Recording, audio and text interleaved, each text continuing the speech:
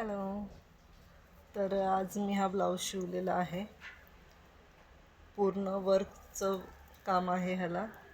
पूर्ण छोटे छोटे मणी लागलेले आहेत आणि टिकली वर्क आहे पूर्ण ब्लाऊजला. या बघू शकता तुम्ही. तर मी हा व्हिडिओ यासाठी बनवत आहे की हा जो कपडा आहे तो टिश्यू सिल्क आहे. पूर्ण ट्रान्सपरंट कपडा आहे. तर ह्याला पॅड लावायचे म्हटलं तर ह्याच्या आतून आपल्याला अस्तर डबल टेबल लावावं लागतं, म्हणजे कारण की पॅड ट्रान्सपरंट असतात, ते दिसतात. अशा पद्धतीने पॅड लावलेले आहेत, बघू शकता तुम्ही. हा फ्रंट आहे आणि बॅक हुक आहेत ह्याला. फ्रंटला वर्कमुळे घेता येत नाहीत.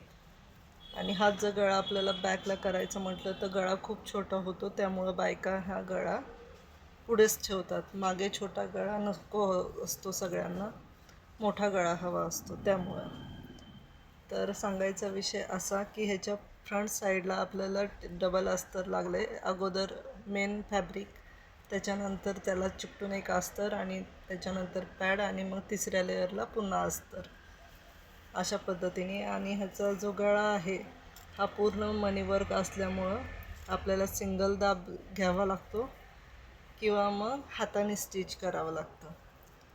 तर मी सिंगल दाब घेतलेला नाही आहे, मग मी हाताने स्टिच केलेला आहे पूर्ण हा ब्लाऊज, म्हणजे गळा. आणि जिथे जिथे वर्क आहे तिथे तिथे पण बरंच 2 सुया तुटलेल्या आहेत माझ्या.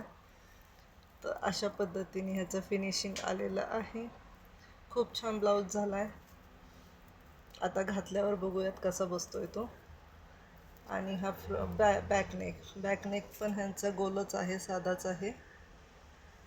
जास्त काही त्यांनी डिझाईन सांगितलेली नाही, कारण की साडी ओरिजिनलच खूप हेवी आहे त्यामुळं. ठीक आहे. तर हा त्यांचा ब्लाऊज आहे. तर चला, ठीक आहे, बाय बाय. आजच्या व्हिडिओमध्ये एवढंच होतं.